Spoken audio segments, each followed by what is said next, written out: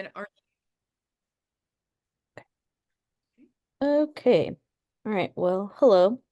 I'm Karina, I'm Delia, and and we're we are teaming up to answer these week one questions on law and ethics. yeah.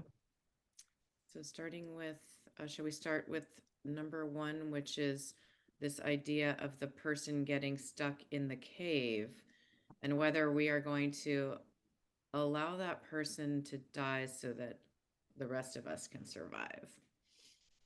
Yeah, when I was first reading this one, I was like, oh, like none of the things would make me feel good. Um, yeah, I was like having a lot of conversations with friends about it. Um, Yeah, I don't know where are you landing with that one so far? Sadly, and I know it would be more intensely difficult also depending on your personal relationship to the individual. Mhm. Like for instance, if it was my niece, I don't know that I could make that decision, Mhm. but I know that I would sacrifice myself in a situation like that. So I think that's the right thing to do. It really makes sense that you save who you can save rather than letting everyone die. It would be awful if the person who was stuck wasn't agreeing to it because I'd hate to feel like I was taking their agency away from them. Yeah, I felt similar where if I was in that situation, I'd just be like, just sacrifice me. Um, And I also was reading about who would make this decision if that person couldn't make the decision. And I was just like, that's where I would have a hard time. I would be like, I don't know if I could take that responsibility. But at the end of the day, the whole group takes the responsibility for it. So, Right. um, yeah. Exactly. Okay. So it sounds like we're both on the same page more or less with that. Mhm. All right. Should we move on to the next? Yeah, I think the only thing, I guess the last question says if they choose to kill the person, so they might survive, would there be legal consequences and what about guilt? Um, I mean, I'm assuming there would be legal consequences. Uh, I would yeah, I would think that self-defense would play a big role because you're saving everyone else. totally. Mm-hmm. So I would imagine um, that yes, you're right. Like there probably would have to be some kind of inquiry. Mm-hmm. Not necessarily. It depends, like, who receives it. Like if four friends survived this and, the fifth person didn't. That's true. It could just be considered like an accident, like at that point. Yeah. Yeah. Uh, it was one thing where I was like, oh, I feel like I need to research if there has been incidents like this where there is some sort of legal consequence. Um, yeah, I'm just curious about that. Um, but yeah, I'm open to moving on to the next one. So the unfaithful friend. Yeah. I know what my take is on this. I'm pretty clear on it. Yeah, me too. I would for sure tell my friend. Yeah. And it's one of those things where I'm like, it's if it ruins the friendship, then that's not really, I can't control their reaction. But Yeah. for me, I'm like, what if I didn't tell them and then later on they found out and they were like, I did you know anything about it? Would you lie? Yeah. So yeah, Mm-hmm. yeah, that's how I feel. Same. Yeah, Hmm. exactly. I mean, I always feel like people should have all the information and then it's up to them what they want to do with it. And so Yeah. I would want someone to tell me. Hmm. Um, I would feel really humiliated if I found out later that other people knew about that. I have had that happen. Where found out that other people knew that someone was cheating on me, and it made me really resentful of the people for not waking me up to it. Yeah, because that's like a for me that feels like a loss of trust in the friendship. And then whereas like for for my friends, I want to be able to like trust that they're able to tell me hard news or bad news and like that they would help me through something like that. But yeah. Agree. Agree. All right. Ooh, this was the one that really um gave me some pain. Yeah. The Yeah. Felt texting it. and driving one. Yeah, I felt the same way where I was just like, um I feel like for it's just like a moral conscious thing for me where I would not be able to live with that. Yeah. Um so I wouldn't want someone else to take the blame, but Yeah. yeah, that's kind of like I don't know if I could live with something like that personally. Same. I think I would admit that it was my fault, Mhm. and then depends. I could see myself becoming really, you know, going into a really bad place in my life, you know. Well, Mhm. obviously, potentially going to prison, but Yeah. um, regardless of that, um, that would become like probably the biggest struggle of my life would be. Yeah, for sure. I feel like that would, I don't know, any sort of repression of something like that, I feel like would lead to pretty horrible PTSD and like any other, you know.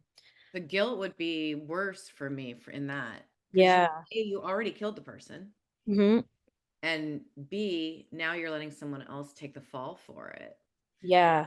In the other version, you'll kill the person, and that's the only guilt Mhm. that you have to live with, not letting Yeah. some not letting someone else take the fall for it. Hmm. That's a good point. Yeah, the layers of the guilt are very, yeah, specific. Um, I was actually listening to a podcast where it was a woman telling her story about how she hit someone and that person died when she was like on a really dark highway. And she didn't do a hit and run. She, like, called, the ambulance and police, and everyone was like, "There's nothing you could do, like, it's just an accident," and she just, like, had such a hard time like, it affected the rest of her life, basically. Um, and it wasn't her texting or anything, it's just, like, her having to not pay attention for a second. So, it just shows things just happen, like, super quickly, and it just sometimes the consequences are, like, you know, are bigger. Yeah. Yeah. Reminds you really also to just be staying aware when you're a pedestrian. Yes, definitely. Um, let's see. In Hamlet. Oh yeah. I think I missed this one. This one, do you want to read it? I can say my thoughts to not leave Sure. space in the video Yeah. while you're reading it. Yeah, that sounds good. This one was the easiest for me because I could relate to it because, um, well, I've always related to the speech of Hamlet, and because I've dealt with suicidal thoughts myself, and what I can say from my current vantage point is that so long as you stay alive, there's always a possibility of becoming happy again. Mhm. Whereas if you commit, and not just becoming happy, but fulfilling more of your life's potential, more of your ability to help other people and be a force of positivity in the world. Mhm. And if you die, um, you eclipse any possibility of that. So yeah, but this is a very deeply philosophical question here, I think. Yeah, definitely. I feel similar. Also having gone through like similar thought processes like with suicidal ideation and everything.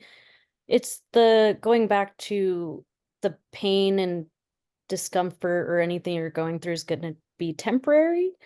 And even if like the solutions are small and also temporary, doesn't mean that like you can't get through like one big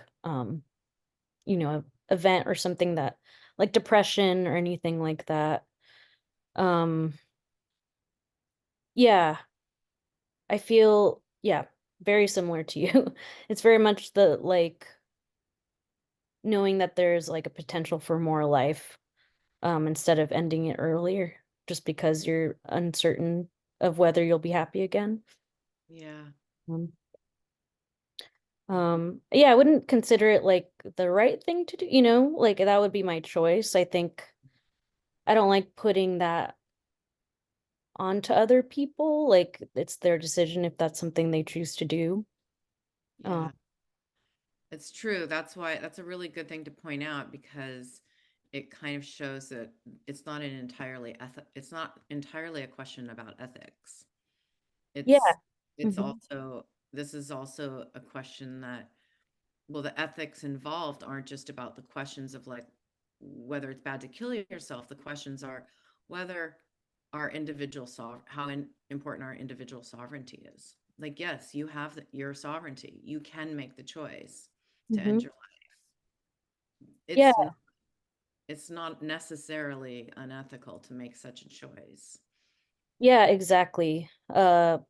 I was reading ahead into like this coming week and they talked a lot about the ethics around physician or hospital assisted suicide and Hmm. how that's like an ethical thing for a lot of people, but it's also like it being in a medical setting makes it different for people at the same time. Um but yeah, I thought it was really interesting. For me, I again, yeah, my philosophy is people, yeah, have the autonomy to make their own decisions on how they feel in their body. Yeah, exactly. Um, 'Cause there's an ethics, people, like you're saying, they argue that there's an ethics against killing oneself, but shouldn't there also be an ethics against unending suffering? If someone's literally just it, mhm, all they know is pain, mhm. that they should be allowed to be released from that. That seems Yeah. ethical to me. Yeah, exactly. Yeah. Yeah, I think that's a great way to put it. Um, well, dang, that time went by really quickly. Hey. Um, is there anything you want to add before we end? Nope, I think I'm good. How about you? Yeah, I feel like we covered what we could in the time. Great. All right. Thanks, Karina. Thank you. Stop this recording.